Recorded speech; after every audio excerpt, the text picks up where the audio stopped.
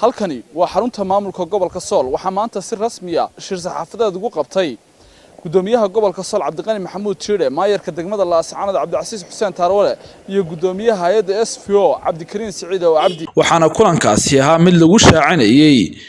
bandhiga hibo iyo hal abuur oo dabayaaqada sanadkan lagu qabanayo magaalada Laascaanood ee xarunta gobolka Sool iyadoona ay xusid mudan tahay in bandhigani lagu bedelay sanadkan bandhigii Laascaanood International Book Fair caabuqa COVID-19 awgii ugu horeyntiina gudoomiyaha hay'adda SFO Cabdikariin Siciid oo Cabdi ayaa ka warbixiyay bandhigan iyo xilliga la qabanayo waxaan halkan iskugu nimi oo ilaahay inagoo nabad qaba ilaah ma hado dhan u sugnaatay suukan keenay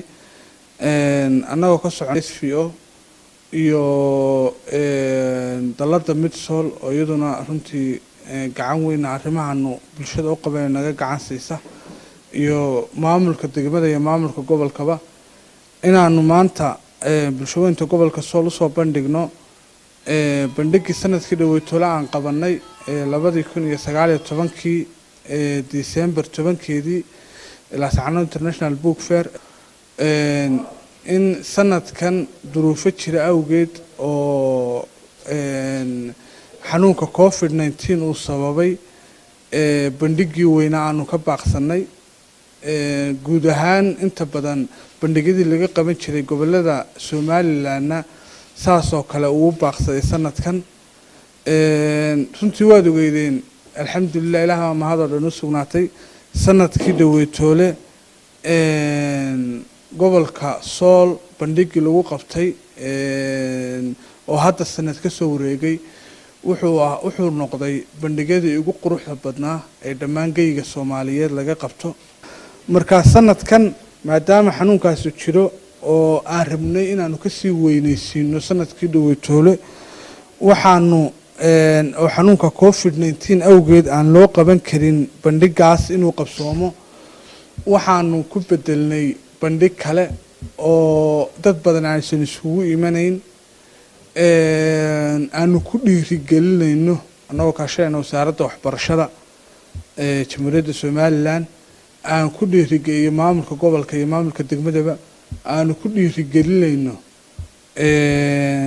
dhalinyarada hal abuurka ilaahay siiyay fakarnay inaanu barnaamij kale oo ka yara dhow kan uusan u baaqanin barnaamijkiina dadkiina aysan u helaan annually waxay u heli jireen dhiirigelinta ahaa ama barnaamijkaas oo kale ahaa ballanqaadkii hore hay'adda uu ahaa in la joogteeyo awgeed waxaanu barnaamijka lagu bedelay oo booskiisii galay hibo iyo hal abuur barnaamij la dhaho oo ka koobnaan doona ciyaar dhaqameedyo suugaamo tartamo suugaaneed maayarka degmada Laascaanood Cabdicasiis Xuseen Taarwale iyo gudoomiyaha gobolka Sool Cabdiqani Maxamuud Jiire ayaa bogaadiyay bandhigan iyagoona sheegay inuu kaalin mug leh ka qaadan doono kor u qaadista hibada iyo hal abuurka afkeena hooyo saad marar badan oo hore la socoteen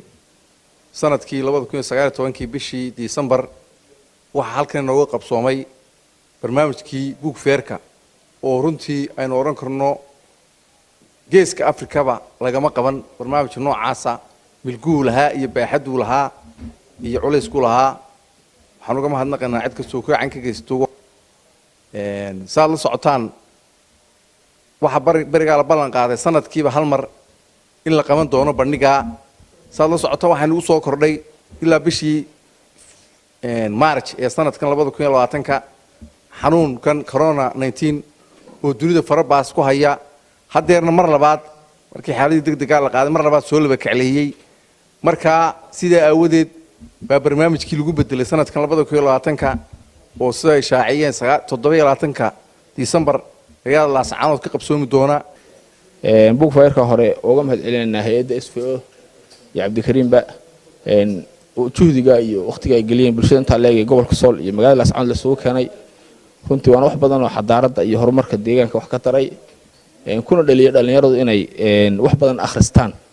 oo buug badan ay akhristaan oo wax badan ay runtii ka shaqeeyaan meesha wada ogeedeen bariga SFO qabatay waxa lagu iibsaday buug far badan akhriska waa kor u kacay markasta hawlaha noocaas la isugu yimaadana horumarka iyo tacliinta iyo korqaadka ka tahay imikana tiim bay sii wadaayo haday soo keenayaan qoladan hibada iyo hal abuurka dugsiyada dhexe iyo sare runtii dadka 19 ilaa 20 inta jira bishan ay ugu talagalay 27 bisha 20 inay qabtaan liibaan qaran warbaahinta qaranka Soomaaliland la sacnood